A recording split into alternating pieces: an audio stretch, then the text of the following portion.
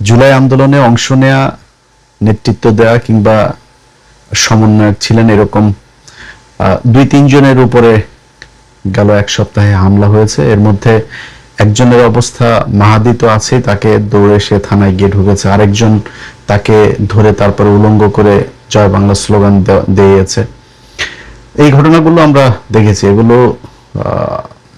কার কেমন লাগে সেটা জানি না, মানে খুব খারাপ লাগে। এটা নিয়ে এক এক জায়গায় এক একভাবে হয়েছে। বিশেষ করে প্রায় প্রতিটি গণমাধ্যমেই বলা হয়েছে যে থানা জ্বালিয়ে দেওয়ার কথা বলা সেই সমন্বয়ক আশ্রয় নিলেন থানার ভেতরেই। থানার পুলিশের টাকা কি পুলিশের বাপ দেয়? থানার পুলিশের টাকা আমরা দেই। এখন থানা জ্বালিয়ে ফেলা, কোন থানা জ্বালাইছিল? কোন পুলিশকে মারা হয়েছিল জুলাইতে? যেই পুলিশ এই দেশের সাধারণ মানুষের বুকে গুলি চালিয়েছে। পুলিশ মনে হচ্ছে যেন মানে ওদের জন্মই হয়েছে ঘুষ খাওয়ার জন্য। পুলিশের ভাইরা অনেক সৎ ভাই আছেন, মন খারাপ করেন না। আপনাদের জন্মই হয়েছে আপনাদের পোলাপানের খারাপ জিনিস খাওয়ানোর জন্য। আপনাদের পোলাপানের শরীরের মধ্যে দূষিত হারাম ঘুষের রক্ত, এটার জন্যই আপনাদের আল্লাহ জন্ম দিয়েছে এই দুনিয়ায়। আপনাদের ভালো হওয়ার কোনো ইচ্ছা নাই। এটা গত 2 বছরে সেনাবাহিনীকে নিয়ে অনেক কথা বললো, পুলিশকে নিয়ে কোনোদিন নেগেটিভ কথা বলিনি। বাট এই 2টা বছরে দেখলাম পুলিশের অবস্থা। সবার ধান্দা একটাই, টাকা কামাইতে হবে। সেই আগের একই ধাঁচে তারা চলতে চায়। তো আপনাদের এইখানে যারা জুলাই আন্দোলনে দোসর হয়ে কাজ করেছে, হাসিনার খুব কাছাকাছি ছিল, যাদের বিরুদ্ধে হত্যা মামলা হয়েছে, একাধিক হত্যা মামলা, তাদের কারোর বিরুদ্ধে পুলিশ ব্যবস্থা নিচ্ছে না। সব ভালো মানুষ তারা। তো এগুলো আমরা দেখবো, অনেকগুলো নাম তো আছে আমাদের কাছে। সেগুলোর ব্যাপারে যদি চূড়ান্ত পুলিশ যদি মানে কোনো পদক্ষেপ নেয় তাদেরকে বাঁচানোর জন্য, সেক্ষেত্রে তো আমাদেরও সেই পুলিশের ব্যাপারে সেরকম পদক্ষেপ নিতে হবে। তো এখন বলা হলো যে পুলিশের থানা পুড়িয়ে ফেলা, সে থানা তো বাংলাদেশে 1-2টা পোড়ায় নাই, খালি মাহাদির ওইখানেই থানা পোড়ায় নাই, সারা বাংলাদেশই থানা পোড়ানো হয়েছিল। তো সেটা কি অপরাধ ছিল? এই বিপ্লবটা কি তাহলে মিথ্যা ছিল? এখন এই মুহূর্তে এই জিনিসটাকে হাস্যকর একটা জিনিস বানিয়ে ফেলা হয়েছে। মানে জুলাইয়ের এদেরকে নিয়ে দেখেন আপনি সোশ্যাল মিডিয়াতেও, মানে আওয়ামী লীগের লোকজন তো আছেই, তারা ব্যাপক আকারে মজা নিচ্ছে এগুলো নিয়ে। প্রশ্ন হলো এই দায়টা কার? আমি আজকে থেকে 1 বছর আগে একটা কথা বলেছিলাম যে এই সমন্বয়করা রাস্তাঘাটে, এই যারা ছাত্র নেতা আছে রাস্তাঘাটে পেটুনি খাবে। আজকে শুরু হয়েছে কিনা? ছাত্রদের এতগুলো মানুষের রক্ত বিক্রি করে যারা নিজেদের পকেট গুছিয়েছে, এরা নাকি এদের কিছুই নাই। তোর বাইনারি অ্যাকাউন্টে তোর ক্রিপ্টো কয় টাকা আছে ওইটা আমাদের দেখাইস, তাহলে বুঝবো যে কার কয় টাকা আছে বা নাই। তো টাকা পয়সা তো সব ক্রিপ্টোতে ইনভেস্ট করা হয়েছে, যে কারণে বাংলাদেশে এখন এটা দেখা যাবে না। এখন এই সমন্বয়ক বা মানে সবচেয়ে উপরে যে নেতারা আছে, আমি খুব অবাক হয়ে দেখলাম এই গেল 2-3 দিনে যে ঘটনাগুলো, আরে ভাই এটা নিয়ে তো দেশে তুল কালাম বাঁধায় ফেলার কথা।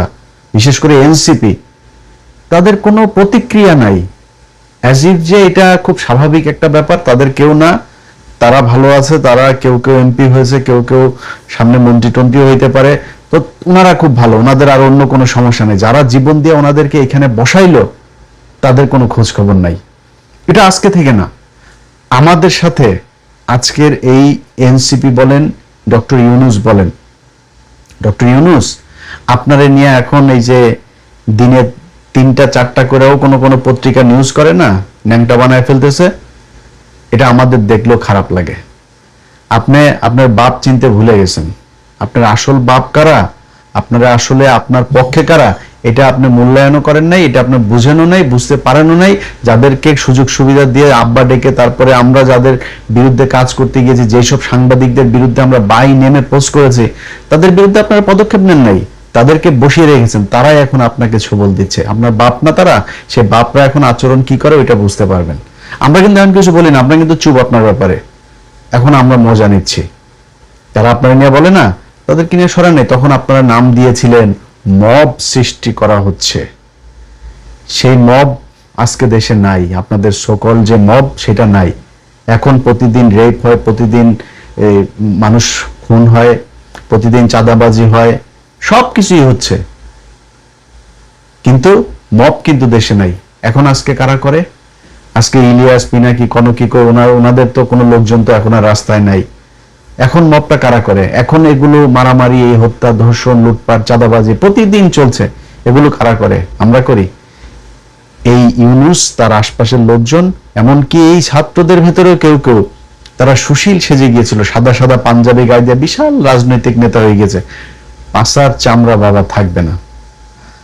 তোমরা যেখানে যেখানে কাজ করা দরকার, একটা জায়গার মধ্যে তাদেরকে আমরা কোনো জায়গায় পাইনি। এই যে বিডিআর এর লোকগুলোর ব্যাপারে কতদিন নাম ধরে আর বললাম না, কতদিন এই কেন্দ্রীয় এই এনসিপির এই পোলাপানগুলোরে বলছি যে ভাই ওইখানে ওদের একটা হবে, একটু যায় অ্যাটেন্ড করেন। আরে ভাই কিছু না হইলেও তো সারা বাংলাদেশে 18,000 বিডিআর, এই বিডিআর এর 18,000 বউ বাচ্চা ছেলে মেয়ে সহ আরো 5 গুণ লোক তোদের সাথে থাকতো না? 18,000 সব ট্রেন লোকজন, এই ট্রেন লোকগুলি তো তোদের একটা বিশাল অ্যাসেট হইতে পারতো। তারা তাদের জন্য সময় নাই, এইখানে খাইতে যাবে, ওইখানে খাইতে যাবে, ওর কাছ থেকে টাকা আনবো, অমুক বিল্ডিং এর মধ্যে টাকা পাওয়া গেছে ভাগাভাগি করতে হবে, অমুক জায়গায় অমুকের তদবির করতে হবে। ওনাদের এগুলো নিয়ে ভীষণ ব্যস্ত। না একটা আলেম, না একটা বিডিআর, না দেশের কোনো একটা প্রয়োজনে কোনো জায়গায় স্বৈরাচার মুক্ত করা কোনো জায়গায় তারা ছিল না। তারা সুশীল হয়ে গেল অল্প কয়দিনে। মব, ইউনূসের দিয়া নাম দেওয়া হলো মব। আজকে ওই যে ওরা নাম দিয়েছে ডাস্টবিন শফিক। ডাস্টবিন শফিক তুমি কোথায়? তোমার এখন লন্ডনে গেলেও পেদাবে, স্পেনে গেলেও পেদাবে, আমেরিকায় গেলেও পেদাবে।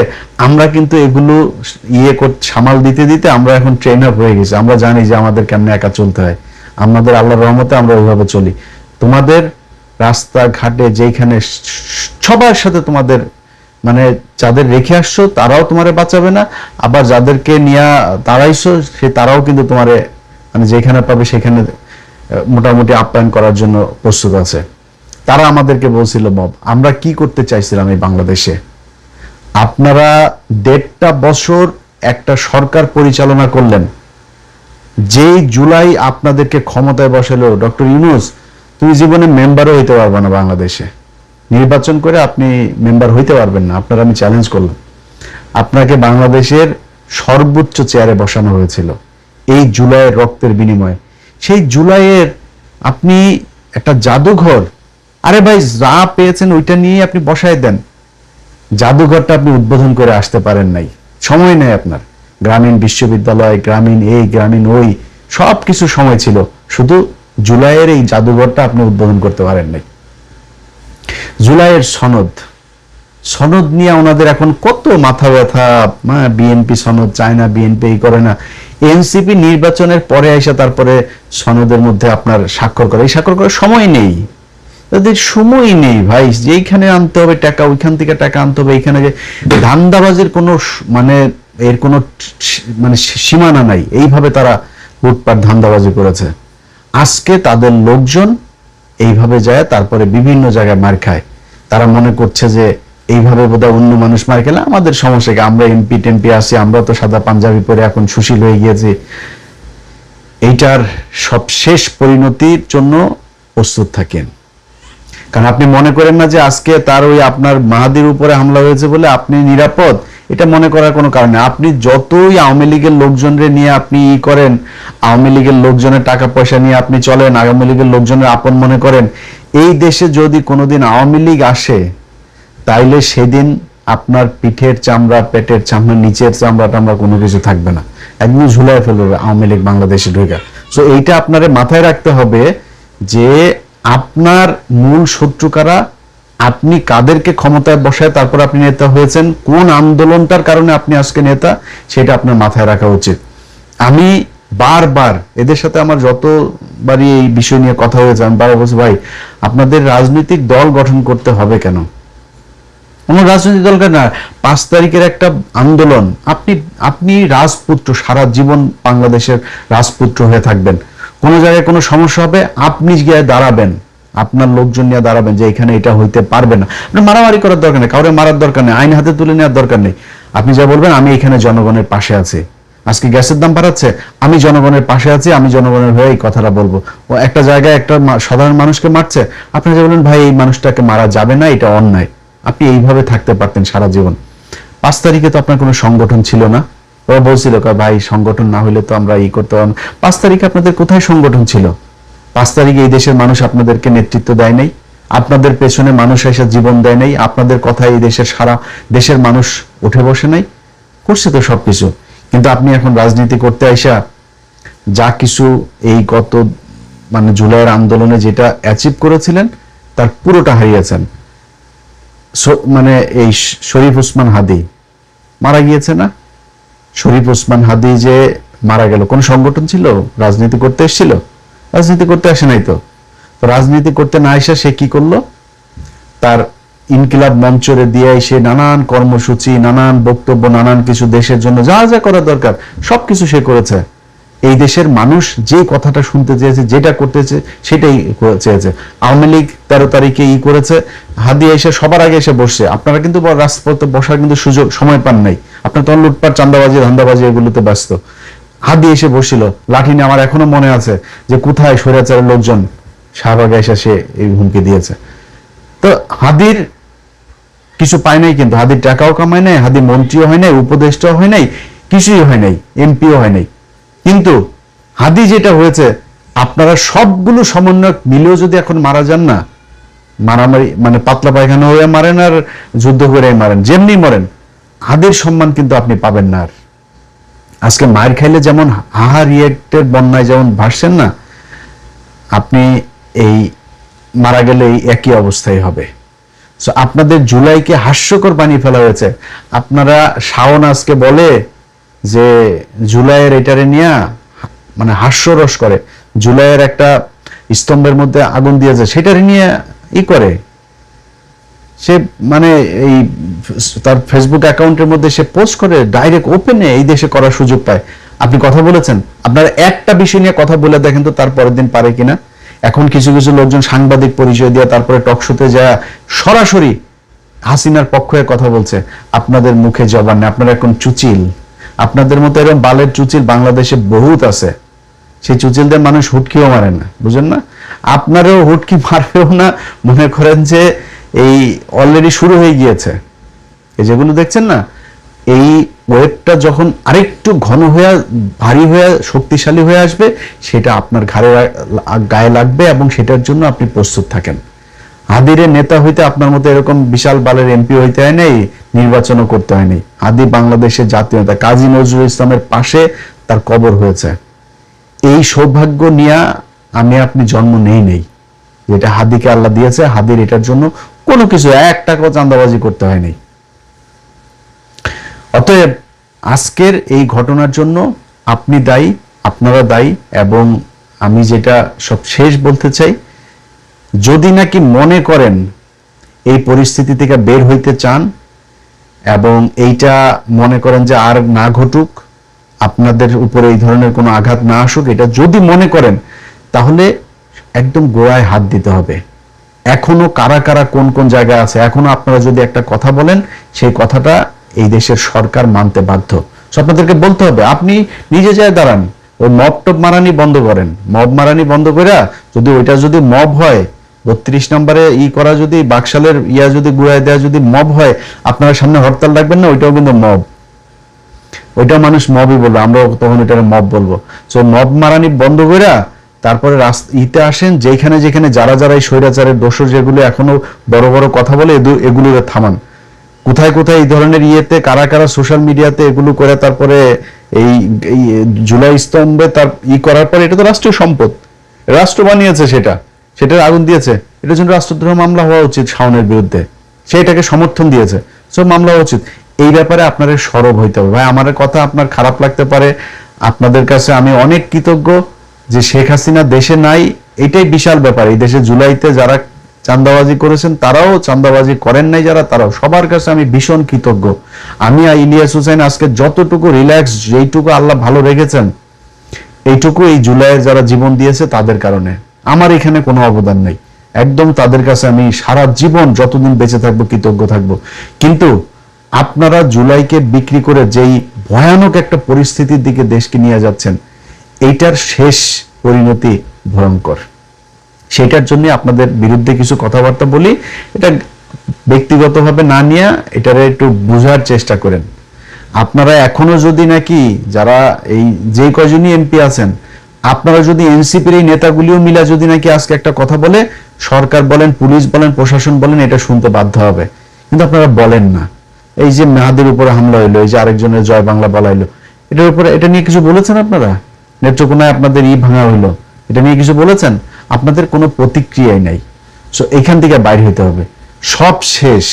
এতক্ষণ যা যা বললাম, এটা বলার পরে আওয়ামী লীগের লোকজন আছে না, ওরা তো এই কয়দিন ধরে ধরেন মজা নিচ্ছে এইসব ঘটনাগুলো নিয়ে।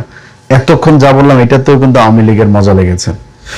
তো আওয়ামী লীগের লোকজনরে বলবো, বাংলাদেশ মনে কর তারেক রহমানের নেতৃত্বে, জামাত ইসলামের নেতৃত্বে বাংলাদেশ মনে কর ওই দক্ষিণ সুদানের মতো অবস্থা হয়ে যাবে।